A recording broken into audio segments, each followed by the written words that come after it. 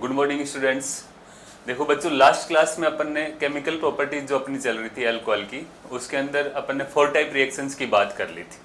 उस 4 type reactions में मैंने बताया था कि फर्स्ट जो रिएक्शन थी कि अभिक्रिया जिनमें OH बॉन्ड क्लीवेज होता है, यानी कि OH बंध का क्या होता है, विखंडन होता है। अम्लीय प्रवृत्ति की जो अभिक्रिया, एसिडिक नेचर की जो रिएक्शन थी अल्कोहल की, वो अपन ने बात कर ली थी। और उसमें आपको ये बता दिया था कि रिएक्शन इंटरमीडिएट जो बनता है ना, बॉन्ड ब्रेक होने के बाद, बॉन्ड टूटने के बाद, उसकी स्टेबिलिटी पर रिएक्टिविटी क्या करती है, अल्कोहल की डिपेंड करती है। आज सेकंड जो टाइप रिएक्शन थी अपन बात करेंगे, जिनमें क्या होता है, COH बॉन्ड का क्या होता है, विखंडन होता है। यानी कि कार्बन और ऑक्सीजन के बीच में जो बॉन्ड होता है, उसके विखंडन के बाद जो रिएक्शन होती है, उनको स्टडी करेंगे। देखो, इसमें भी वही सिस्टम रखना है अपने को। रिएक्टिविटी ऑफ अल्कोहल देखेंगे पहले, तो इस टाइप की रिएक्शन के लिए कौन सा अल्कोहल ज्यादा रिएक्टिव है, कौन सा कम है, यानी कि 1 डिग्री, 2 डिग्री और 3 डिग्री अल्कोहल में से। ठीक है, आपके पास CaROH, इसमें बॉन्ड ब्रेक हुआ यहाँ से, तो R पर कैसा चार्ज आ गया, पॉजिटिव चार्ज, और OH पर कैसा चार्ज आ गया, नेगेटिव चार्ज। अब देखो, उस वाली रिएक्शंस में तो क्या हुआ था कि RO नेगेटिव रिएक्शन इंटरमीडिएट बना था, यहाँ पर कौन सा बन गया, R positive carbocation reaction intermediate के रूप में बन गया। तो अब अपन क्या करेंगे, अपन को एक ही चीज है, ये रिएक्शन इंटरमीडिएट हो गया, अभिक्रिया मध्यवर्ती। क्या हो गया ये, अभिक्रिया मध्यवर्ती, और इसी की स्टेबिलिटी पर रिएक्टिविटी अल्कोहल की क्या करती है, डिपेंड करती है। ये जितना ज्यादा स्टेबल होगा, उसके बनने की पॉसिबिलिटीज क्या हो जाएगी, बढ़ जाएगी। ठीक है, तो अपन क्या लिखेंगे, reactivity of alcohol, reactivity of alcohol directly proportional किसके आ जाएगा, स्टेबिलिटी ऑफ कार्बोकैटायंस, यानी कि R जो पॉजिटिव है उसकी स्टेबिलिटी पर डिपेंड करेगा। ये कार्बोकैटायन जितना ज्यादा स्टेबल होगा, उस अल्कोहल की रिएक्टिविटी, उसकी क्रियाशीलता उतनी ही क्या हो जाएगी, ज्यादा हो जाएगी। ठीक है, अब अपन तीनों टाइप के अल्कोहलों की बात कर लेते हैं, 1 डिग्री, 2 डिग्री और 3 डिग्री अल्कोहल, और उसमें ये देखेंगे कि कौन सा अल्कोहल ज्यादा रिएक्टिव है, यानी कि कौन सा अल्कोहल ज्यादा फास्ट से इस रिएक्शनों को देगा, प्रोडक्ट का क्या करता है, फॉर्मेशन करता है। ठीक है, इसी के नीचे लिख लेते हैं, जैसे मिथाइल अल्कोहल है आपके पास CH3OH, आपके पास कौन सा इथाइल अल्कोहल है CH2OH, इसके बाद आपके पास आइसोप्रोपाइल अल्कोहल है, यानी कि 2 डिग्री अल्कोहल में बना देता हूं यहाँ पे CH3। फिर आपके पास कौन सा ले लिया अपन ने, 3 डिग्री अल्कोहल ले लिया, राइट। यहाँ पे आपने क्या ले लिया, 3 डिग्री अल्कोहल। अपन ने बॉन्ड ब्रेक किया यहाँ से, इन सब के अंदर बॉन्ड यहीं से ब्रेक होने वाला है, इस वाली स्थिति से, इस वाली स्थिति से। तो आपके पास क्या बन गया, CH3 कार्बोकैटायन, मिथाइल कार्बोकैटायन। इसके बाद क्या बन गया, CH3CH2 पॉजिटिव चार्ज, ये वाला कार्बोकैटायन बन गया। फिर आपके पास क्या बन जाएगा, CH3H, यानी कि 2 डिग्री कार्बोकैटायन का फॉर्मेशन हो गया। फिर आपके पास कौन सा है, 3 डिग्री कार्बोकैटायन का फॉर्मेशन हो गया, राइट। ये स्थिति आपके पास बन गई। अब मैंने क्या बोला कि रिएक्टिविटी ऑफ अल्कोहल, अल्कोहल की जो क्रियाशीलता है वो किस पर डिपेंड करेगी, इस कार्बोकैटायन की स्टेबिलिटी पर। जो कार्बोकैटायन जितना ज्यादा स्टेबल होगा, ठीक है ना, उसके बनने की पॉसिबिलिटीज क्या हो जाएगी, बढ़ जाएगी, यानी कि उस अल्कोहल की रिएक्टिविटी उतनी ही क्या हो जाएगी, ज्यादा। बहुत सिंपल सा कंसेप्ट है, पूरी ऑर्गेनिक केमिस्ट्री में काम आता है, कहीं भी फेल नहीं होगा, रट्टाफिकेशन है नहीं। आपसे रिएक्टिविटी जब भी पूछी जाए ना, कौन सा ज्यादा रिएक्टिव, कौन सा कंपाउंड ज्यादा रिएक्टिव है, तो उस कंडीशन में आप बॉन्ड ब्रेक करो, जो भी रिएक्शन इंटरमीडिएट बनता है उसकी स्टेबिलिटी को देखो, जो मोर स्टेबल होगा उसके बनने की संभावना क्या हो जाएगी, बढ़ जाएगी, और उस कंपाउंड की रिएक्टिविटी भी क्या होगी, ज्यादा। अब देखो, अब सब लोगों को पता है कि 3 डिग्री कार्बोकैटायन जो होता है वो मोर स्टेबल होता है, देन 2 डिग्री, देन 1 डिग्री, फिर कौन सा, ये स्थिति। तो स्टेबिलिटी ऑफ कार्बोकैटायंस की बात करें अपन, कार्बोकैटायन की स्टेबिलिटी ऑफ कार्बोकैटायन, वो क्या हो गया आपके पास, ये वाली स्थिति होगी, 3 degree carbocation more stable, then 2 degree, उसके बाद कौन सा हो जाएगा, 1 डिग्री, और फिर कौन सा, मिथाइल अल्कोहल। कारण आपको पता है, प्लस आई इफेक्ट क्या होता जा रहा है, बढ़ता जा रहा है, प्लस H इफेक्ट भी क्या होता जा रहा है, बढ़ता जा रहा है। पॉजिटिव चार्ज क्या होता जा रहा है, कौन सा, पॉजिटिव चार्ज क्या होता जा रहा है, यहां पे अपन देखें, पॉजिटिव चार्ज क्या होगा, कम हो जाएगा, और चार्ज कम हो जाएगा तो स्टेबिलिटी क्या हो जाएगी, बढ़ जाएगी, स्टेबिलिटी क्या होती जा रही है, इंक्रीज होती जा रही है। तो 3 डिग्री कार्बोकेटाइन जो है वो सबसे ज्यादा स्टेबल है, फिर कौन सा है 2 डिग्री, फिर कौन सा 1 डिग्री, और फिर कौन सा मिथाइल कार्बोकेटाइन। अब अपन एल्कोहलों की रिएक्टिविटी की बात करें वापस से, मैं इसके आगे चलूं और फिर मैं लिखूं reactivity of alcohol this type reactions, इस टाइप की अभिक्रियाओं के लिए एल्कोहलों की रिएक्टिविटी क्या रहेगी। तो रिएक्टिविटी इंपॉर्टेंट है, ये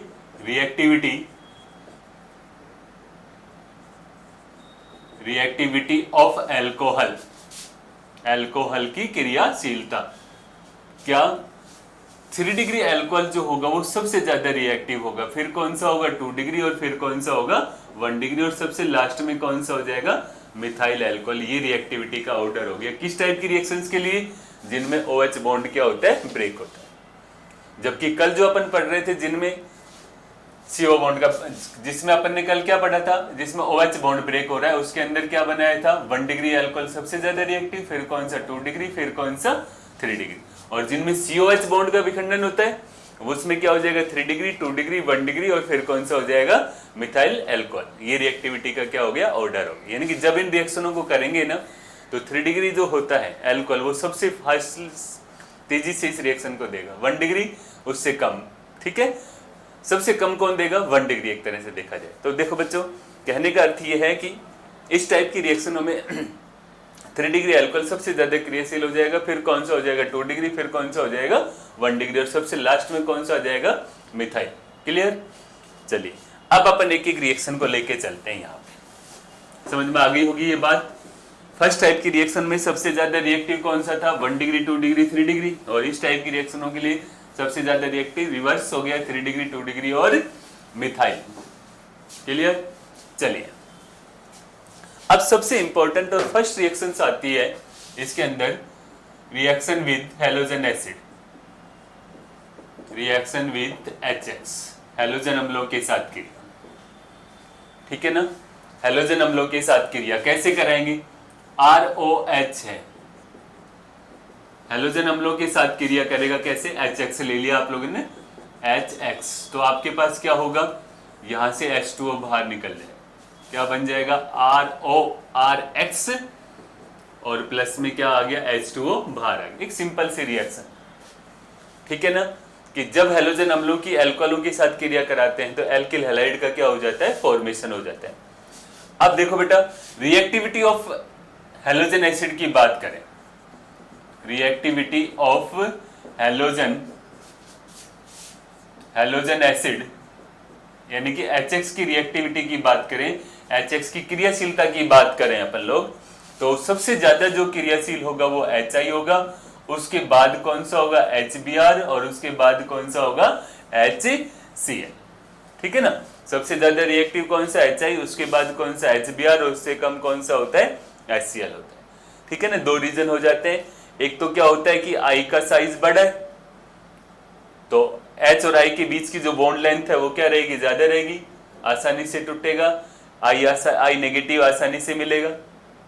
दूसरी बात क्या होता है कि इसकी जो न्यूक्लियोफिलिसिटी जो होती है, नाभिक स्नेहिता क्या होती है, ज्यादा होती है, इसकी नाभिक स्नेहिता थोड़ी क्या होती है, कम होती है। राइट, इस चीज को आपने को ध्यान रखना है। बस HI सबसे ज्यादा क्रियाशील, फिर कौन सा HBr, और फिर कौन सा HCl। अब अपन तीनों को लेके चलेंगे अलग अलग से, है ना, A-20 पॉइंट बना करके ना। सबसे पहले अपन HCl के साथ रिएक्शन कराते हैं, ये इंपॉर्टेंट रिएक्शन भी है क्योंकि इसका यूज अपन 1 डिग्री, 2 डिग्री और 3 डिग्री अल्कोहल में डिफरेंट करने के लिए भी करते हैं। देखो A बना के लिखता हूं, रिएक्शन विथ HCl। ठीक है, देखो अभी अपन पढ़ के आएंगे 3 डिग्री अल्कोहल जो होता है वो सबसे ज्यादा रिएक्टिव होता है, 2 डिग्री अल्कोहल उससे कम रिएक्टिव होता है, और 1 डिग्री अल्कोहल सबसे कम क्रियाशील होता है। ऐसे बोला ना अपन ने। तो देखो जब अपन प्राइमरी अल्कोहल काम में लेते हैं और सेकेंडरी अल्कोहल काम में लेते हैं, प्राइमरी अल्कोहल और सेकेंडरी अल्कोहल, तो उस कंडीशंस के अंदर क्या होता है आपके पास, यहां पर स्थिति जो होती है उत्प्रेरक के रूप में, कैटलिस्ट के रूप में, उत्प्रेरक के रूप में अपन क्या करते हैं, उत्प्रेरक क्या डाल देंगे, ZnCl2 डाल देंगे। क्या डालेंगे, ZnCl2। जबकि टर्ट अल्कोहल के अंदर टर्ट एल्कोहल 3 डिग्री एल्कोहल में सीधी डायरेक्ट किसके साथ क्रिया हो जाएगी, HCl के साथ क्रिया हो जाएगी। ZnCl2 की आवश्यकता नहीं है। किसकी आवश्यकता नहीं है, ZnCl2 की आवश्यकता नहीं है, क्योंकि डायरेक्ट ये उत्पाद का क्या कर देगा, फॉर्मेशन कर देगा, क्योंकि 3 डिग्री अल्कोहल जो होता है उसकी क्रियाशीलता बहुत ज्यादा होती है, राइट। अब अपन ने क्या किया, यहां पे ले लिया कौन सा, ये CH3CH2 और साथ में क्या OH 1 डिग्री अल्कोहल है, और इसको HCl के साथ रिएक्ट करा दिया, किसके साथ, HCl के साथ।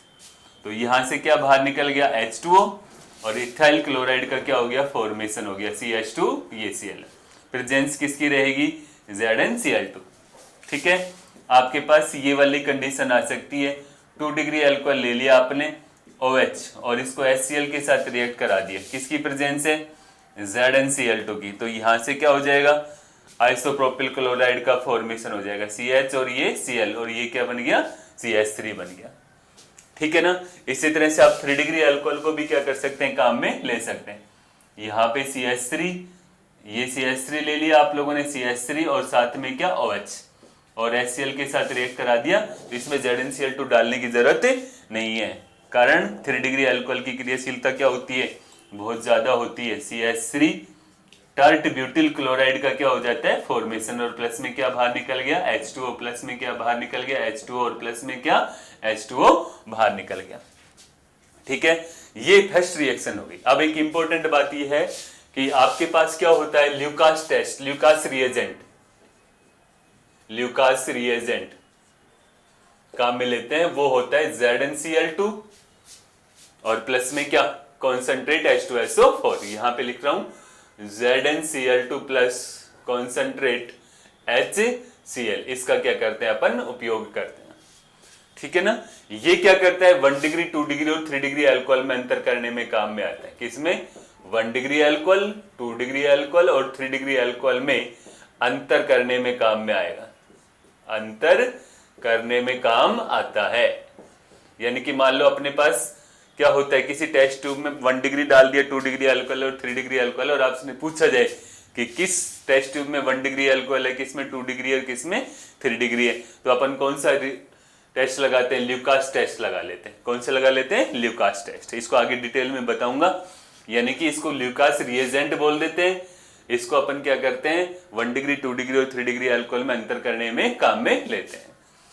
1 डिग्री और 2 डिग्री की क्रियाशीलता कम होती है, इस कारण से इसको क्या करते हैं, ZnCl2 डालते हैं। इसमें ZnCl2 डालने की जरूरत नहीं है। क्लियर, छोटी सी रिएक्शन है, कोई खास बात नहीं है। इसके बाद जो सेकंड रिएक्शन आती है वो आती है HBr के साथ क्रिया। किसके साथ, HBr के साथ क्रिया। बी, देखो वही काम है अपने पास, HBr के साथ क्रिया। बी मैंने बना दिया किसके साथ, HBr, हाइड्रोजन HBr के साथ क्रिया। ठीक है, HBr के साथ जब अपन क्रिया करेंगे तो पोजीशंस क्या बनेगी, देखो इसमें भी देखो बेटा क्या होगा, 1 डिग्री अल्कोहल है ना, उसकी जब HCl के साथ में थोड़ा सा क्या कराया जाता है, सांद्र H2SO4 डाला जाता है। ठीक है ना, सांद्र H2SO4। जबकि 2 डिग्री और 3 डिग्री अल्कोहल जो होता है वो विदाउट H2SO4 के ही क्या कर लेता है क्रिया, यानी कि सांद्र H2SO4 डालने की जरूरत नहीं है, इसके अंदर ये डालने की जरूरत नहीं, केवल इसमें डालना है बस 1 डिग्री के। ठीक है, कैसे, आपने क्या ले लिया, CH3 इथाइल ले लिया, CH3 CH2OH और प्लस में HBr के साथ रिएक्शन हो गई। जब ये रिएक्शन हुई तो ये बाहर आ गया आपके पास। ठीक है ना, थोड़ा सा क्या डालना है, कॉन्सेंट्रेट H2SO4, क्यों, यहां पर क्या बन गया, CH3 CH2 और साथ में क्या Br प्लस H2O बाहर आ गया, Br प्लस H2O। क्लियर। इसी तरह से 2 डिग्री के साथ भी रिएक्शन दिखाना चाहो तो दिखा दो, विदाउट H2SO4 की हो जाएगी CH, और यहाँ पे क्या ले लिया आपने, OH, HBr के साथ रिएक्शन हो गई विदाउट कॉन्सेंट्रेट H2SO4, तो क्या बनेगा, CH3, ये CH3H और साथ में क्या Br प्लस में H2O। ये रिएक्शन होगी कौन सी, आपकी HBr के साथ रिएक्शन।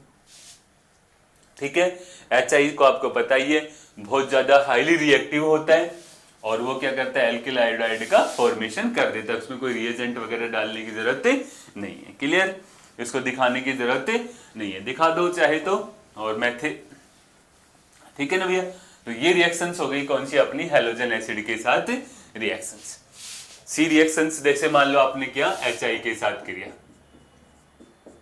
HI के साथ क्रिया, है ना, इसमें सीधा ही क्या हो जाएगा, आपने कोई भी ले लिया ROH, एक सिंपल रिएक्शन दर्शाता हूं HI, तो क्या बन जाएगा H2O बाहर, तो क्या बन गया RI प्लस H2O, ठीक है ना, इसमें कोई प्रेरक वगैरह डालने की जरूरत नहीं है। तो फर्स्ट रिएक्शन हो गई कौन सी, अपनी हैलोजन एसिड के साथ रिएक्शन, किसके साथ, हैलोजन अम्लों के साथ क्रिया। क्लियर, HCl के साथ रिएक्शन हो गई, HBr के साथ रिएक्शन हो गई, और HCl के साथ। सेकेंड रिएक्शन जो आती है आपकी, वो आती है आपके पास कौन सा, reaction number 2, reaction with PX3 phosphorus trihalides, किसके साथ, फास्फोरस ट्राईहैलाइड्स, PCl3 PBr3 PbI3 के साथ रिएक्शन, ठीक है ना बेटा। प्रोडक्ट जो बनेगा वो क्या बनेंगे, एल्किल हैलाइड बनेंगे, क्या बनेंगे, एल्किल हैलाइड का फॉर्मेशन होगा, ठीक है। एक सिंपल रिएक्शन लेते हैं ROH, और अपन ने क्या किया, PX3 के साथ रिएक्शन कर रहे, देखो इसको इस तरह से लिखना, थोड़ा खोल के लिख लेते हैं, ROH, X और X ये फास्फोरस के साथ जुड़े PX3, तो एल्कोहल के भी पता है कितने मोल काम में आएंगे, 3 मोल काम में आएंगे।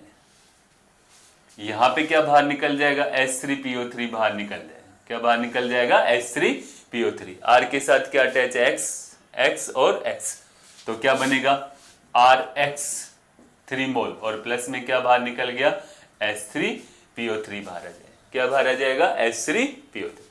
जैसे एक एग्जांपल ले लिया आपने, CH3CH2OH इथाइल अल्कोहल, ध्यान से समझना, रिएक्शन को रटना नहीं है बस। यहाँ पे आपने क्या ले लिया, CH3CH2 और साथ में क्या OH, 3 मोल लेके चल रहे हैं अपन, CH2 और साथ में क्या CH3, और अपन ने फास्फोरस ट्राईक्लोराइड के साथ रिएक्शन करा दी, किसके साथ, फास्फोरस ट्राईक्लोराइड के साथ।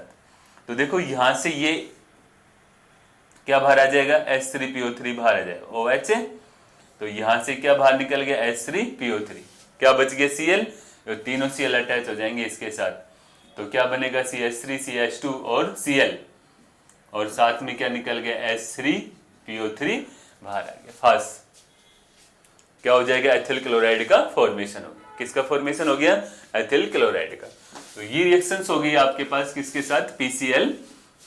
एक एग्जांपल और बनाते हैं, देखो आपने ले लिया मान लो इथाइल अल्कोहल, ठीक है ना, यहाँ पे C2H5 और साथ में क्या OH, पता PBr3 ले लिया, क्या ले लिया अपन ने, PBr3, इसको बनाना कैसे, फास्फोरस और साथ में क्या Br2 के साथ रिएक्शन से, डायरेक्ट नहीं डालेगा, तो क्या बनेगा आपके पास, वही 3 मोल इसके, तो क्या बन गया CH3 CH2 और साथ में क्या Br, और बाहर क्या निकल गया, H3PO3 बाहर आ गया, क्या बाहर आ गया, H3PO3, ठीक है ना। एक एग्जांपल और ले लेते हैं, इथाइल अल्कोहल को रिएक्ट करा दिया अपन ने किसके साथ, PI3 के साथ, कैसे बनाना है इसको भी, P प्लस I2 के साथ रिएक्शन के द्वारा, तो क्या बनेगा आपके पास CH3 CH2I, कितने मोल, 3 मोल, और साथ में क्या निकल जाएगा, H3PO3 बाहर निकल जाएगा। तो ये रिएक्शन हो गई किसके साथ, फास्फोरस ट्राईहैलाइड के साथ रिएक्शन, किसके साथ, फास्फोरस ट्राईहैलाइड के साथ। समझ में आ रही है सारी बात। नेक्स्ट जो रिएक्शन आ रही है अपने पास, थर्ड रिएक्शंस, वो आ रही है आपकी कौन सी, फास्फोरस पेंटाहैलाइड के साथ, रिएक्शन विद PX5 फास्फोरस पेंटाहैलाइड, है ना। देखो इसमें आप लोगों को क्या लेना है, PCl5 वाला एग्जांपल लेके चलते हैं अपन। देखो ROH प्रोडक्ट इसमें भी वही बनेगा, प्रोडक्ट की जब अपन बात करेंगे ना, वही एल्किल हैलाइड का फॉर्मेशन होगा। किसका फॉर्मेशन होगा, एल्किल हैलाइड का फॉर्मेशन होगा। किसका फॉर्मेशन होगा, एल्किल हैलाइड का, राइट। कैसे? आपके पास ROH क्या है? ROH, और इसको अपन क्या करते हैं? PX5 के साथ रिएक्शन कराते हैं।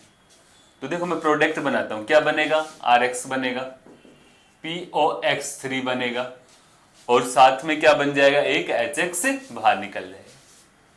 अब अपन पर्टिकुलर एक क्या करते हैं? अल्कोहल का उदाहरण लेके चलते हैं, CH3 CH2 और साथ में क्या? OH, और इसको PCl5 के साथ रिएक्शन करा देते हैं। किसके साथ? PCl5 के साथ। देखो ये Cl है, ये Cl, ऐसे Cl को लिख दिया मैंने सबको। क्या लिख दिया? ये Cl लगा दे, PCl5, फास्फोरस पेंटाक्लोराइड। तो देखो इसका शॉर्ट ट्रिक कैसे करना है आपको, ये बाहर निकाल दो। निकल गया C2H5Cl, यहां से क्या बाहर निकल गया? HCl, क्या बच गया? POCl3, क्या बच गया बेटा? POCl3 ये बच गया आपके पास। तो क्या बनेगा आपके पास? CH3 CH2 और Cl, साथ में क्या? POCl3, और साथ में क्या बाहर आ गया? HCl बाहर आ गया। तो ये रिएक्शंस हो गई किसके साथ? फास्फोरस पेंटाक्लोराइड के साथ। किसके साथ रिएक्शन हो गई? फास्फोरस पेंटाक्लोराइड के साथ। Clear? Next number 4th reaction जो आएगी आपके पास, वो आती है thionyl chloride, reaction with thionyl chloride, SOCl2। Number 4th reaction with SOCl2, thionyl chloride, thionyl chloride यानी कि SOCl2 के साथ। ठीक है ना? इसको डार्जन रिएक्शन भी बोलते हैं। क्या बोलते हैं इसको? डार्जन अभिक्रिया, डार्जन अभिक्रिया। क्या बोलेंगे इसको? डार्जन अभिक्रिया। ठीक है ना? इसमें भी प्रोडक्ट जो बनेगा ना, वो क्या बनेगा? Alkyl chloride. क्या बनेगा? एल्किल क्लोराइड का फॉर्मेशन होगा। ठीक है ना? बेस्ट होता है ये एल्किल क्लोराइड बनाने के लिए। क्यों होता है बेस्ट? क्योंकि इसमें दो जो सब प्रोडक्ट बनते हैं ना, वो दोनों गैस स्टेज में होते हैं। किसमें होते हैं? गैस स्टेज में, और इजीली से क्या हो जाते हैं? बाहर निकल जाते हैं। तो एकदम अपने को प्योर एल्किल क्लोराइड का क्या होता है? फॉर्मेशन होता है, यानी कि प्योर एल्किल क्लोराइड ऑब्टेन होता है अपने को। ठीक है? प्रेजेंस जो होती है उसमें पिरिडीन डाल दी जाती है। क्या डाल दी जाती है? पिरिडीन। ये पिरिडीन थोड़ी बहुत जो HCl बचती है उसका एब्जॉर्वेशन कर लेते हैं। राइट? कैसे? आपके पास ROH है, ये मैंने थायोनिल क्लोराइड लिख दिया, ऐसे स्ट्रक्चर बना दी, ये Cl। तो यहां से क्या बाहर निकल गया? RCl, यहां से क्या बाहर निकल गया? HCl, ये क्या बच गया? SO2। तो जब अपन बनाएंगे तो RCl प्लस में क्या? SO2 प्लस HCl का फॉर्मेशन होगा। जैसे आपके पास स्थिति ये है इथाइल अल्कोहल वाली, CH3 CH2 OH, है ना? OH प्लस में क्या? H डबल बॉन्ड O, ये Cl है और ये Cl है। यहां से ये बाहर निकल गया, यहां से ये बाहर निकल गया, SO2 क्या आ गया? आपका बाहर आ गया। तो स्थिति क्या बनेगी आपके पास? CH3 CH2 और साथ में क्या? Cl प्लस में क्या? SO2 प्लस में क्या? HCl। ये दोनों गैस स्टेज में होते हैं, तो अपने को प्योर एल्किल क्लोराइड का क्या होता है? निर्माण हो जाता है। क्या मिल जाता है अपने को? Pure alkyl chlorides. क्लियर? कितनी रिएक्शन होगी? फर्स्ट HX के साथ रिएक्शन, सेकंड PX3 के साथ रिएक्शन, फोर्थ रिएक्शन होगी कौन सी? PX5 या PCl5 के साथ रिएक्शन। ये नेक्स्ट रिएक्शन आ गई आपके पास 4th नंबर के ऊपर SOCl2 के साथ। ठीक है ना? 4 रिएक्शन, HX, PCl3, PCl5 और SOCl2 के साथ रिएक्शन। नेक्स्ट जो आएगा आपके पास 5th रिएक्शन आती है, reaction with ammonia, reaction with ammonia. 5th number reaction जो आएगी वो आएगी आपके पास रिएक्शन विथ अमोनिया, NH3। देखो भैया, प्रेजेंस जो होती है ना वो ZnCl2 की होती है। इसके अंदर प्रेजेंस किसकी? ZnCl2। प्रोडक्ट जो बनता है वो प्राथमिक एमीन का फॉर्मेशन होता है, ROH है। क्या लिया आपने? HNH2। ठीक है? तो यहां से H2O बाहर निकल गया, तो क्या बन जाएगा RnH2 प्लस H2O का फॉर्मेशन होता है। ठीक है ना, एमीन का क्या हो गया फॉर्मेशन हो गया। यहाँ पर ये CH3 है, ये CH2 है, OH है प्लस HNH2 है, किसकी प्रेजेंस में, ZnCl2 की प्रेजेंस में। तो यहाँ से क्या बाहर आ गया H2O, तो स्थिति क्या बन गई CH3 CH2 और साथ में कौन सा NH2 और प्लस में क्या H2O। ये एमीन का क्या हो गया फॉर्मेशन। कौन से हो गया एमीन का फॉर्मेशन। बहुत सिंपल रिएक्शन है। इसके बाद लास्ट रिएक्शन से होती है आपके पास रेड फास्फोरस और HI के साथ, एक तरह से रिडक्शन वाली रिएक्शन है ये। देखो ये RBSC जो राजस्थान बोर्ड है ना, उसमें सारी रिएक्शन मेंटेन कर रखी है। CBSE में ऐसा कुछ नहीं, इतनी रिएक्शन नहीं है। नेक्स्ट रिएक्शन जो आती है 6 नंबर रिएक्शन, कितनी 6 number. First HX, second PCl3, third PCl5, fourth SOCl2, fifth आपने अभी पढ़ा है कौन सा अमोनिया के साथ रिएक्शन, और 6 नंबर रिएक्शन है रेड फास्फोरस और HI के साथ। ठीक है ना, red phosphorus reaction with, reduction भी लिख सकते हैं, reaction with red phosphorus plus HI के साथ क्रिया। ठीक है भाई, यहां पर जब रेड फास्फोरस और HI के साथ क्रिया होती है ना, तो हमेशा एल्केन का फॉर्मेशन होता है। किसका फॉर्मेशन होता है, एल्केन का फॉर्मेशन होता है। प्रोडक्ट बनेगा ना, पूरी ऑर्गेनिक केमिस्ट्री में ध्यान रखना, जब भी रेड फास्फोरस और HI आ जाए ना, तो आप कंपाउंड को किस में कन्वर्ट कर दो, एल्केन में कन्वर्ट कर दो। किस में कन्वर्ट कर दो, एल्केन के अंदर। क्या बनेगा, प्रोडक्ट बनेगा हमेशा एल्केन, रेड फास्फोरस और HI। आपके पास ROH है, ठीक है ना, HI ले लिया, किसकी प्रेजेंस है, रेड फास्फोरस की। तो देखो 2 मोल रिएक्ट करते हैं, एक तो ये H2O बाहर निकाल देते हैं शॉर्ट ट्रिक के अंदर, और I2 बाहर निकाल देते हैं, H बच गया, ये किसके पास चला गया, R के पास। तो RH plus H2O plus I2 का क्या हो गया फॉर्मेशन, किसका फॉर्मेशन हो गया, I2 का फॉर्मेशन।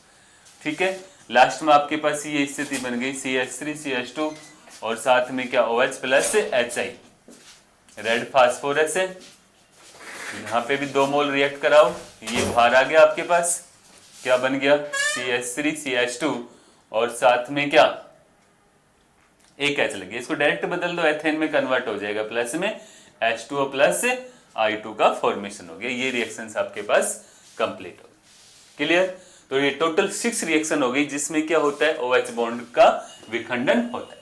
नोट कर लो एक बार इस चीज को। देखो बेटा, अपन ने पढ़ ली कौन सी वे अभिक्रिया जिनमें क्या होता है OH बंध का विखंडन होता है, यही पढ़ा है ना। इसके शॉर्ट में क्या हो गया, रिएक्टिविटी ऑफ अल्कोहल क्या हुआ,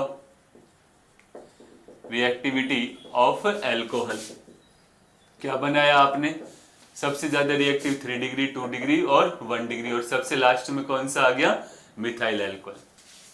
और 5-6 रिएक्शन पढ़ी है छोटी छोटी सी। ROH को रिएक्ट कराया किसके साथ, HX के साथ, तो क्या बना RX।